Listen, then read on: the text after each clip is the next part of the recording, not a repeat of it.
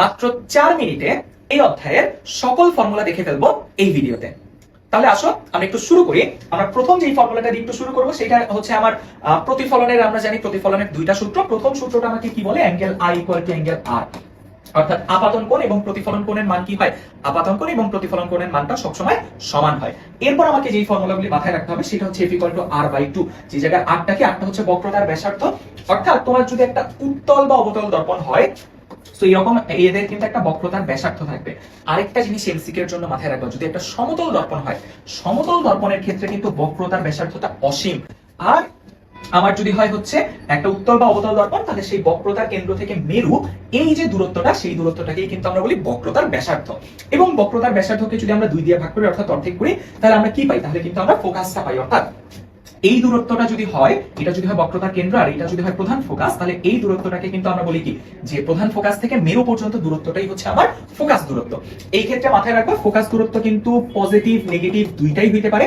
Focus দূরত্বটা positive হবে যদি দর্পণ বা মিররটা যদি হয় হচ্ছে তোমার কনকেভ বা অবতল, আর যদি এটা হয় উত্তল বা কনভেক্স, তাহলে সেটা হবে কিন্তু নেগেটিভ। তাহলে একটু মাথায় রাখতে হবে, অবতল বা কনকেভ, কনকেভের ক্ষেত্রে হবে এটা পজিটিভ, আর উত্তল বা কনভেক্সের ক্ষেত্রে এটা কিন্তু হবে নেগেটিভ। তাহলে আসলে একটু নেক্সট ফর্মুলাতে যাই। এই ফর্মুলাটা কিন্তু আমাদের সিকিউ এর জন্য অনেক বেশি ইম্পর্টেন্ট। 1/f = 1/v + 1/u।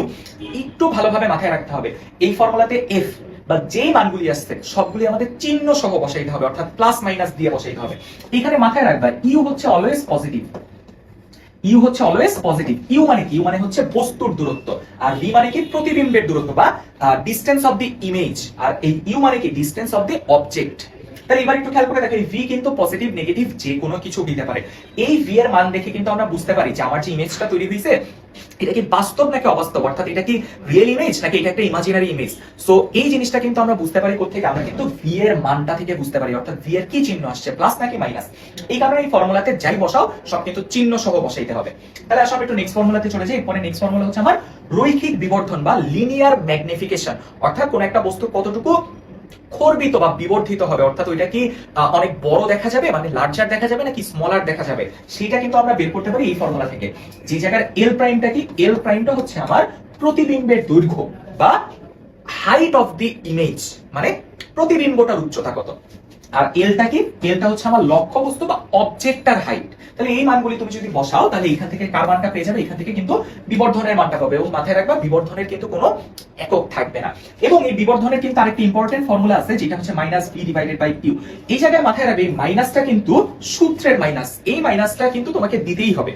এবং এই মাইনাসটা দেওয়ার পর এখানে যে ভি এবং ইউ এর মানটা বসাবা, এই ভি এবং ইউ এর মানটাও কিন্তু তোমাকে বসাইতে হবে চিহ্ন সহ।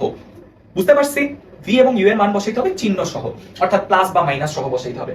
দেন তোমার এম এর মানটা কি পজিটিভ আসলো নাকি নেগেটিভ আসলো, সেইটা দেখে আমরা বলতে পারবো আমার যে ইমেজটা বা আমার যে প্রতিবিম্বটা তৈরি হচ্ছে ওটা কি বাস্তব নাকি অবাস্তব। একটু মাথায় রাখতে হবে, এম এর মানটা যদি ঋণাত্মক বা এম এর মানটা যদি হয় নেগেটিভ, তাহলে যে আমার ইমেজ আছে বা আমার প্রতিবিম্ব আছে সেটা হবে অবাস্তব ও সোজা, অর্থাৎ সেটা হবে কি, সেটা হবে হচ্ছে তোমার ইমাজিনারি, এবং হবে কি, সেটা হচ্ছে তোমার স্ট্রেইট হবে। ঠিক আছে। আর যদি এম এর মানটা হয় পজিটিভ, তাহলে মাথায় রাখতে হবে ইমেজটা হবে হচ্ছে রিয়েল এবং উল্টা, মানে ইনভার্টেড ইমেজ হবে, রিয়েল ইমেজ হবে এবং ইনভার্টেড ইমেজ হবে। তাহলে এই ক্ষেত্রে মাথায় রাখতে হবে এম এর মানটা কিন্তু আমি কি পাবো, এম এর মানটা কিন্তু আমি প্লাস অথবা মাইনাস পাবো। তাহলে এই চ্যাপ্টারটা তোমাদের কাছে সহজ লাগে কিনা ভাইয়া একটু কমেন্ট করে জানিয়ে দাও। পাশাপাশি এই ভিডিওটা নিজের টাইমলাইনে একটু শেয়ার করে রাখো, যেন যে কোনো মোমেন্টে এই ভিডিওটা দেখে এই অধ্যায়ের সকল ফর্মুলা তুমি রিভিশন করে ফেলতে পারো।